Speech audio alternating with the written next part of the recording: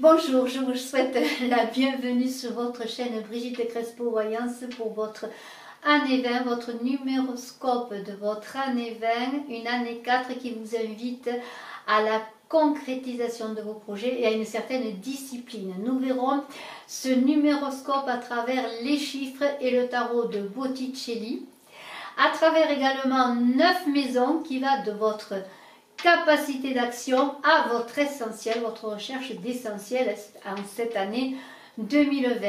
Étant bien entendu que vous avez votre libre arbitre et que ce numéroscope va vous servir de repère, de balise à travers tout votre chemin pour cette année 2020. Je vous souhaite une excellente année 2020, de passer de très belles fêtes et le meilleur pour vous. A tout de suite pour votre numéroscope. Bonjour Cancer, je suis heureuse de vous retrouver pour votre numéroscope. Donc, eh bien écoutez, je suis Brigitte Crespo, je suis médium et je suis aussi numérologue. Je vous invite, eh bien, si vous voulez un rendez-vous en médiumnité ou en numérologie pour votre thème complet 2020 de votre année, eh bien de me contacter. Vous avez mes coordonnées sous la vidéo, mais aussi en début de vidéo et en fin de vidéo. Vous ne pouvez pas me rater. Alors nous allons commencer Cancer avec 9 maisons en numérologie. Qui vont aller de votre capacité d'action à votre essentiel, à votre essence, à ce que vous voulez réaliser d'essentiel à cette année 2020. Nous allons commencer tout de suite pour la maison 1 avec le 11. Alors la maison 1, eh bien, c'est la structuration de l'ego, c'est la relation au père. C'est le principe masculin, hein, votre principe masculin. On a tous un principe masculin, un principe féminin. Eh bien, c'est votre part bien de yin, votre part yang, pardonnez-moi, votre part yang. Et là, il y a une idée de conflit avec ce 11, mais c'est aussi, on est dans un maître nombre. Alors, il y a une dynamique, une idée de commandement dans cette maison 1, une idée d'invention, de créativité, de s'affirmer. On est dans le domaine des projets, des initiatives privilégiées, voilà. Et on va voir qu'est-ce que est ce 11. Et bien, ce 11, il y a une grande maîtrise. On est dans un maître nombre. Même s'il y a une tension avec ce 11 de 2-1 qui pourrait penser, qui pourrait s'affronter, être en conflit, il y a une tension intérieure, oui, mais on est dans une transmission, on est dans l'envie de rechercher la force intérieure, justement. Et on est dans le magnétisme. Alors vous êtes magnétisme, c'est un maître nombre. Le 11 est le maître des médiums. C'est le messager divin qui se manifeste, hein, pour que vous vous branchiez à lui, hein, vous vous branchez donc sur les niveaux subtils, hein, vous vous réveillez, il y a un éveil de conscience extraordinaire. Et on est encore dans cette tension parce que l'éveil n'est pas facile. Et puis dans l'éveil, il y a toujours une idée de dualité, de recherche intérieure, de savoir si on est le bon chemin. Et dans l'ego, dans cette partie de l'ego, dans cette capacité d'action, cela va passer, vous, Cancer, en cette année, par cette illumination et cette envie aussi de transmettre, d'idéalisme aussi, parce que le 11, c'est l'idéalisme. Alors nous allons voir, une fois qu'on a bien parlé de ce 11 extraordinaire, dont on pourrait dire encore beaucoup de choses, eh bien, nous allons voir avec une carte du tarot de Botticelli comment vous allez vivre encore ce 11. Ce côté d'idéalisme. Alors certains êtes-vous médium, il y a peut-être des capacités d'avancer dans cette voie, dans cette écoute, en se branchant sur l'indicible, l'invisible, pourquoi pas. Et nous allons voir quelle est la carte qui va vous aider en cela. C'est le jugement. Alors le jugement, eh bien c'est disons que c'est un peu, comment dire, c'est karmique là. C'est le jugement, il vous rend ce que vous lui avez donné. C'est-à-dire que dans l'idée de jugement, on a une idée de justice céleste, mais c'est aussi une idée de force qui vous dépasse. Et dans cet éveil, dans cet éveil que vous avez, dans cette illumination, je pourrais dire, dans cet éveil de conscience, il y a des forces qui vous dépassent. Il y a une réflexion à avoir. Et il y a à savoir aussi que chaque acte que l'on fait définit l'avenir. Donc c'est une idée d'avoir votre libre arbitre. Et dans cette tension, dans ce conflit qui va pouvoir y avoir, dans ce conflit intérieur avec ce 11, eh bien, il y a l'attente de suivre la ligne de conduite qui vous est donnée, que vous ressentez en écoutant vos intuitions. On est dans une idée aussi de se dépouiller de l'essentiel pour aller vers cet éveil de conscience qui est le 11. C'est un appel à ces forces qui vous dépassent. C'est un appel intérieur qui vous est donné aussi par ce 11. c'est une renaissance, mais c'est aussi une idée d'analyse, de réflexion. On est toujours dans l'idée de savoir vers quoi on veut aller. Est-ce qu'on accepte? Est-ce qu'on accepte cette initiative, cet appel, je dirais, avec ce vin, ce jugement, qui est là pour vous dire que bon, qu'il y a des forces plus élevées au-dessus de nous, au-dessus de vous? Vous allez devoir avoir un conflit. Est-ce que je suis cet appel quelque part à cet éveil de conscience ou est-ce que je reste dans des choses plus terre à terre? Mais là, il y a une idée avec ce 11 que vous avez envie de vous brancher à des niveaux plus élevés, de vous éveiller, je pourrais dire, de connaître l'éveil. Alors vous allez être réveillé par ces trompettes qui vont vous réveiller, ce jugement, cette loi universelle qui va vous dire, eh bien, en cette année, vous cancer, vous êtes appelé à cela.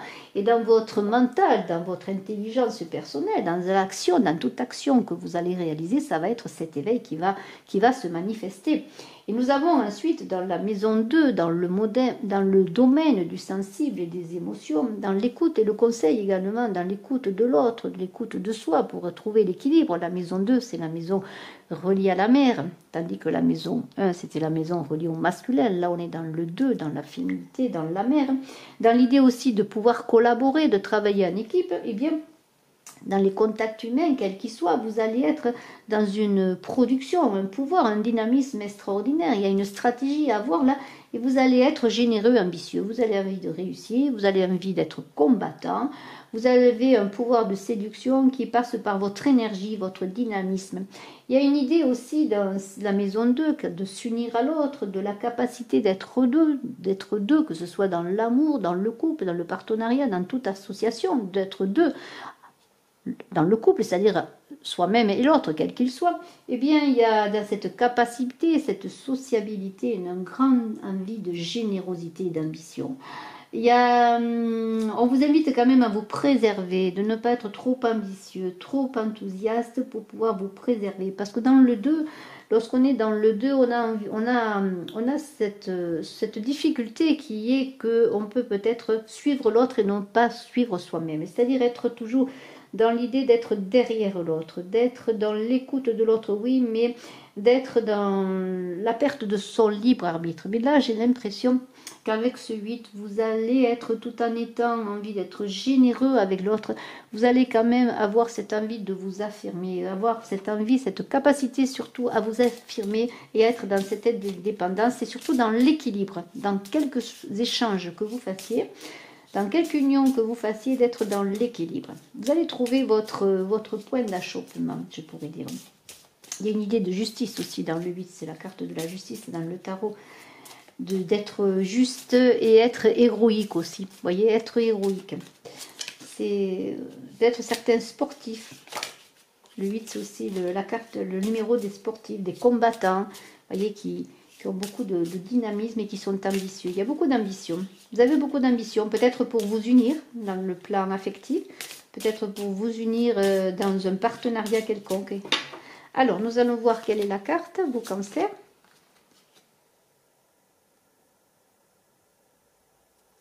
Et nous avons la Lune. Alors, avec la Lune, on a une idée quand même de s'écouter, d'écouter soi-même, d'écouter ses intuitions. Alors il y a beaucoup d'énergie, de dynamisme, mais en même temps on vous invite à être dans la créativité et la fécondité, c'est-à-dire s'écouter soi-même. Je reviens à cette idée d'équilibre, de garder son libre arbitre, d'être en équilibre et surtout d'être en équilibre avec soi, de ne pas être dans le fantasme, dans l'illusion, de s'écouter. Parce que dans la Lune, il y a une grande créativité. Alors si vous cherchez les partenariats, si vous êtes en partenariat, en union, quelle qu'elle soit, il y a un grand potentiel, là. Il y a une grande idée de communiquer et de partager. Alors dans cette envie, on l'a vu, de pouvoir, d'enthousiasme, de dynamisme qui est celui, vous avez l'ambition, je pourrais dire, eh bien, d'être dans la clairvoyance. Il y a une idée de faire naître un projet à deux, vous voyez, d'éveiller peut-être l'autre à s'unir, à être fécond avec vous, à créer quelque chose avec vous. Ça peut être l'idée de créer un enfant, bien entendu, dans le couple. Il y a le retour à son écoute intérieure, à trouver la limite entre l'inconscient et le conscient également. Il y a comme une idée de nager entre deux eaux, de fluctuation, comme la lune, les marées. Vous voyez cette idée de nouveau cycle, de cet éveil. Il y a une idée avec cette lune de dépasser ce qui est visible, ce qui est de l'ordre du tangible, d'aller dans l'indicible, d'aller peut-être dans un partenariat de ce qui n'est pas dit, d'inviter l'autre à se révéler également pour avancer ensemble. Parce qu'il y a une idée de révélation, encore de justice et d'être héroïque pour soi et pour les autres. Et de révéler l'autre aussi dans ce qu'il est, dans sa part d'héroïsme, dans sa part de possibilité d'être lui-même. C'est un très beau tirage. Dans la maison 3, on a un 3. Alors c'est extraordinaire parce que la maison 3, c'est la maison des échanges, de la communication et de la créativité. Et vous êtes avec ce 3 doublement dans la communication et de la créativité parce que c'est le 3 pour le 3. Alors là, dans votre expression, dans votre façon d'être social, d'échanger, de vous exprimer, de vous montrer, d'être vu, de voir les autres comment ils vous voient, et bien ils vous voient comme ce 3, c'est-à-dire que vous êtes communicatif, convivial, très créatif et vous savez communiquer avec eh bien, cette élocution peut-être, cette façon de vous exprimer, de vous montrer. Vous pouvez être peut-être animateur d'une association, animateur eh bien d'un foyer, je ne sais pas, quelconque. Hein. Vous êtes celui qui va animer, qui va amuser les autres parce que vous allez briller. Vous allez être dans la bonne humeur, convivial, vous allez accueillir dans les échanges l'autre. Vous allez l'aider aussi peut-être. Il y a un goût de la vie, d'amour de la vie qui passe par ce 3, qui a envie eh bien, d'être là pour les autres, de se déployer. Il y a une expansion, là, il y a une expansion, une insouciance magnifique. Et vous allez être spontané dans vos échanges, votre communication. Vous allez vous montrer sur votre plus beau costume, mettre vos plus beaux atours pour vous montrer vos capacités, vos talents. Vous n'allez pas avoir du mal à être dans la facilité d'élocution. Vous allez être un bel orateur, je pourrais dire, pour vous-même. Et vous allez être dans la communication, peut-être créer des réseaux, un réseau social, quel qu'il soit, voyez. Faire que les gens aussi communiquent entre eux. Vous allez être cet initiateur. Voilà, je pourrais dire cela. Alors, nous allons voir une carte pour vous.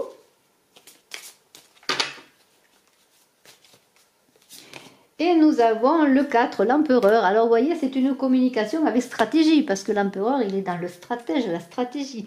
Donc, malgré le fait que vous soyez communicant, jovial, artiste, je pourrais dire, et optimiste, il y a quand même des bases derrière. Hein. Ça ne se fait pas comme ça, il y a quand même du répondant, je pourrais dire. Hein. Vous savez votre copie, vous connaissez votre copie, et vous êtes persévérant et vous avez envie que ça bouge et vous voulez faire bouger les autres, bouger votre vie, concrétiser des projets. Donc il y a une idée quand même de minutie, malgré le fait que vous pourriez paraître un peu léger, bien vous ne l'êtes pas, parce qu'il y a une structure derrière, il y a une concrétisation. Et il y a encore Jupiter avec cette carte de l'empereur qui est là pour vous aider, pour faire que vous soyez maître. Il y a un pouvoir masculin, une obstination importante et une organisation. C'est-à-dire que votre communication va être structurée, organisée.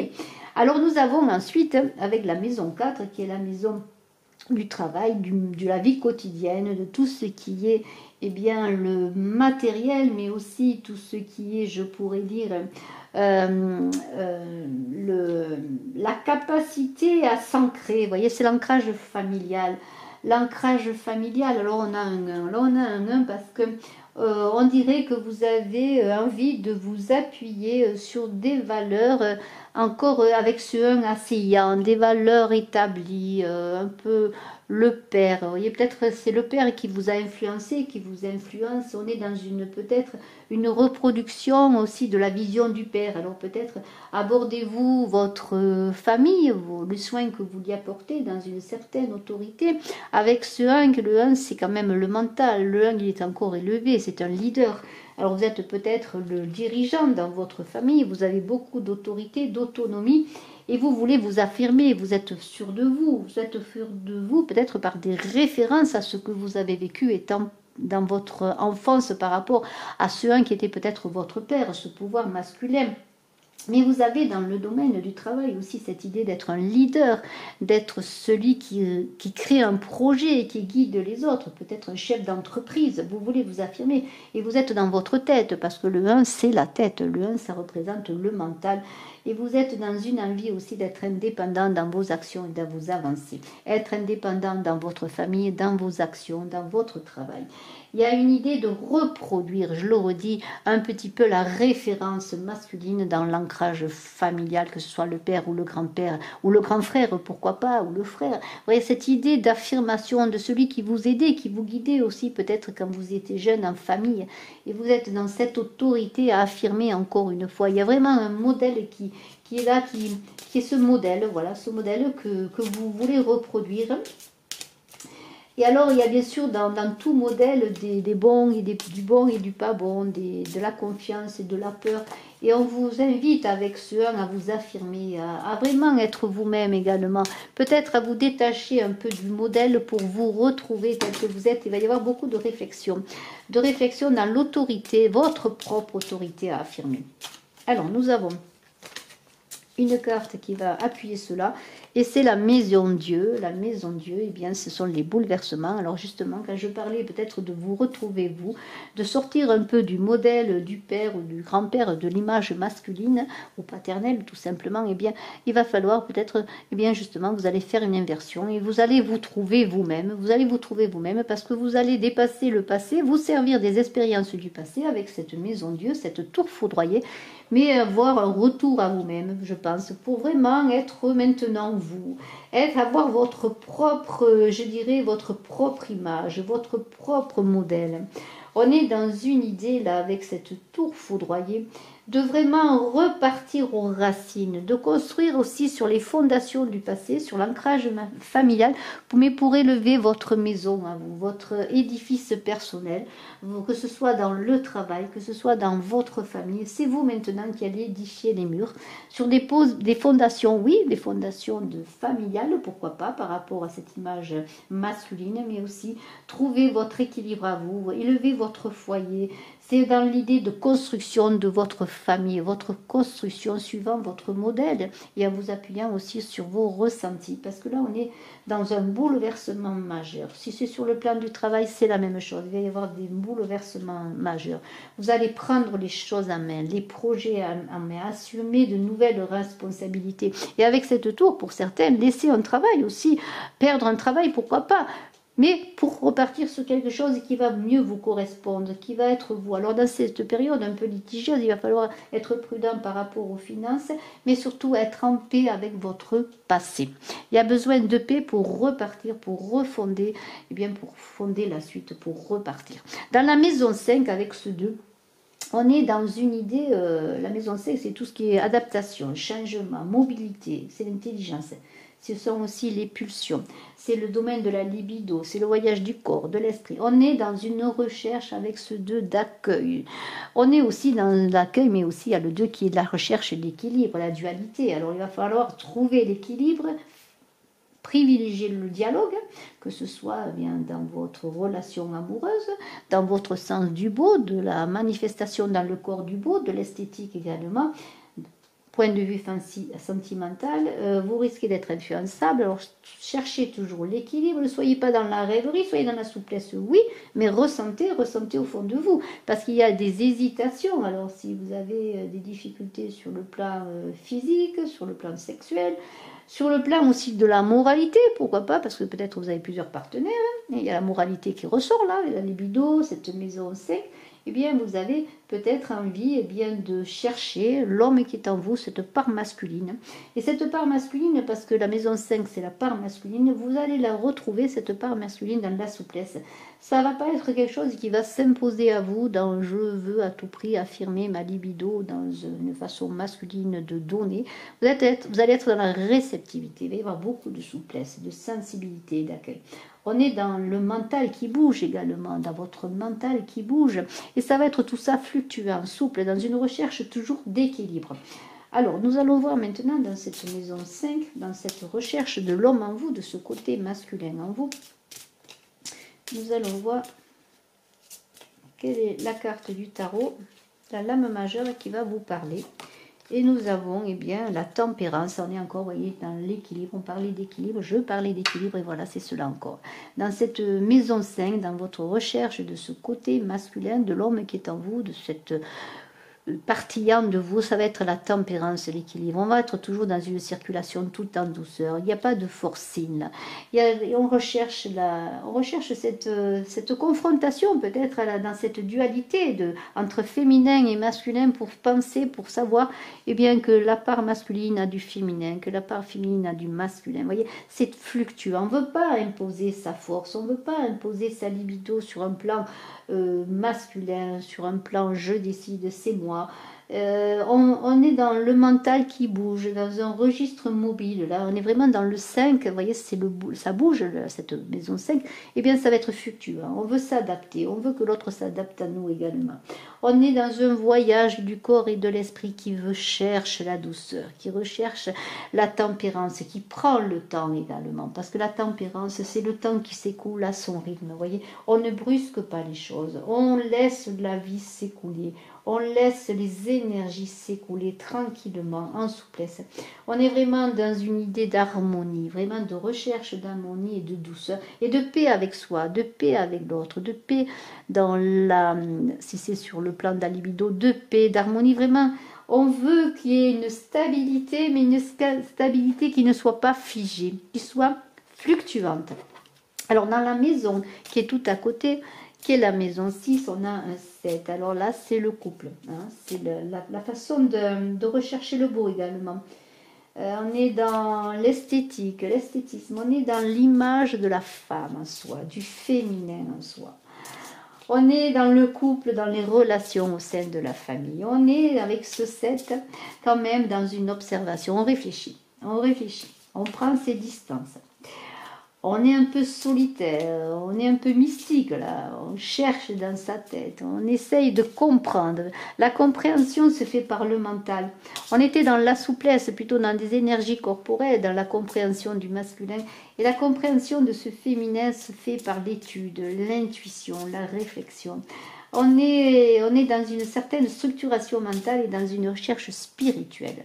Il semblerait que cette maison 6, que le couple, que la relation au sein de votre couple, de votre foyer, de votre famille, se fasse dans une réflexion élevée. On dépasse le matériel, on s'élève, le 7 s'élève, il est au-dessus. Il voyage et vous allez, eh bien, chercher votre féminin en vous dans une réflexion dans la tête. Alors les cartes ont sauté, je vais recommencer à battre les cartes et nous allons voir quelle est la carte qui va nous parler, qui va vous parler dans cette maison 6, qui est la maison aussi de la recherche de l'harmonie. Le 6, la maison 6, c'est le foyer, c'est le feu. Hein. La famille se met autour du feu pour parler, pour se retrouver, c'est la chaleur. C'est la chaleur, et bien vous allez être dans le mental. Il va y avoir une certaine distance, une prise de distance. On dirait que vous allez observer ce foyer, votre famille, réfléchir. Réfléchir comment vous pouvez vivre votre part féminine au sein de votre groupe nucléaire, de votre famille nucléaire. Alors nous allons voir eh bien, une carte, et c'est le 2, c'est la papesse. Eh bien, je ne suis pas étonnée, parce que la papesse, eh bien, elle est bien dans la connaissance spirituelle, elle a tout en elle, elle prend le temps, elle réfléchit. La papesse, c'est le 2, c'est aussi ce yin, cette force féminine, mais dans la connaissance et dans l'austérité. Il y a bien le 7 et la papesse qui se parlent, parce que c'est un rite de passage, c'est la compréhension de son positionnement dans cette maison. Et on vous invite à faire appel justement dans cette réflexion, dans cette prise de distance de votre part féminine au sein du foyer, de votre relation avec les autres, de votre côté de réceptif, parce qu'on est dans la réceptivité. On est encore dans l'intelligence, dans la réflexion, de chercher au-delà de ce qui est caché, eh bien, cette connaissance que vous avez en vous, comme une autorité à avoir, mais une autorité à avoir par la recherche dans l'intuition. Ce n'est pas une autorité égoïste, ce n'est pas une autorité dans le mental à tout prix. Vouloir faire que l'intelligence simple, au sens strict du terme, trouve une solution, mais c'est une intelligence intérieure. On est dans les doutes parce qu'avec la papesse, on cherche à se révéler. La papesse, elle a tout en elle, elle va se révéler, elle a le livre en elle de sa révélation. Et vous allez vous révéler dans cette prise de distance, dans votre côté féminin, dans votre façon, dans vos faiblesses aussi, vos craintes, vos peurs, parce qu'il y a une fois, il y a des peurs. Vous allez vous révéler des peurs, des craintes, peut-être allez vous dire, je ne suis pas à la hauteur, je ne suis pas à ma place. Vous voyez, ces craintes, vous allez devoir les dépasser dans une sorte d'élévation, un rite de passage, une transformation, voir au-delà des choses, voir au-delà des mots, voir au-delà des pensées logiques pour trouver votre place, trouver votre positionnement. Et nous allons maintenant continuer avec la maison 7, qui est la maison des études, justement, des apprentissages et des connaissances. Vous avez un maître nombre, qui est le maître nombre 33, qui est le maître des guides, le maître des grands rassembleurs, des rassembleurs à grande échelle. Et vous, dans le monde de l'observation, de l'intuition, des études, de l'écriture, peut-être allez-vous engager des études, écrire un livre, peut-être faire des études culturelles aussi, sur la foi, sur la philosophie, sur les passions. C'est aussi la maison des passions secrètes, sur vos envies de réalisation. De votre capacité aussi à transmettre ce que vous avez appris, eh bien vous allez rassembler les autres dans ce que vous avez appris, dans ce que vous apprenez, vous allez guider. Alors peut-être allez-vous être un guide spirituel, un guide philosophique, pourquoi pas, mais sans parler peut-être de cela. En tout cas, vous allez transmettre vos connaissances, vous allez apprendre, vous allez de votre curiosité faire un grand rassemblement, peut-être que pour que d'autres personnes soient curieuse d'apprendre des choses élevées, pourquoi pas, mais vous allez être peut-être la référence, le guide dans cette passion, de ce qui est secret, de ce qui est caché. Vous voyez, c'est un peu ésotérique, la recherche aussi de choses qui ne sont pas révélées, de choses qui ne sont pas palpables, de l'indicible. Vous voyez, on est dans cette vraiment recherche et vous allez être peut-être la référence en cela. Alors, je vais voir une carte pour vous. Et nous avons le 19, voyez le soleil, vous allez être vraiment celui qui éclaire, celui qui guide. Le 33 et le soleil, eh bien c'est l'accomplissement. Vous allez réussir en cela, vous allez être magnétique. Vous allez être celui qui guide un peu comme un aimant. Les autres vont être captés par votre magnétisme, votre chaleur et votre lumière. Il y a une idée aussi de progression dans le travail. Si c'est dans le travail que vous allez vouloir rassembler l'idée, eh bien il y a une grande réalisation. Vous allez fédérer, vous allez être le noyau qui fédère, vous allez être le noyau qui fédère pour faire que les choses avancent, grandissent. Vous allez être vraiment au centre vous allez recevoir les honneurs. C'est vraiment celui qui est la référence. Si vous avez écrit un livre, pourquoi pas? Si vous avez fait des recherches philosophiques ou autres, si vous avez une idée géniale, si vous avez reçu des guidances, vous allez les donner, les transmettre. Vous allez vraiment être la référence. Et dans cette maison 8 qui est là, on a un 9. La maison 8, c'est aussi l'argent, les finances, la matérialisation, la stratégie pour avancer, stratégie personnelle que l'on met en place.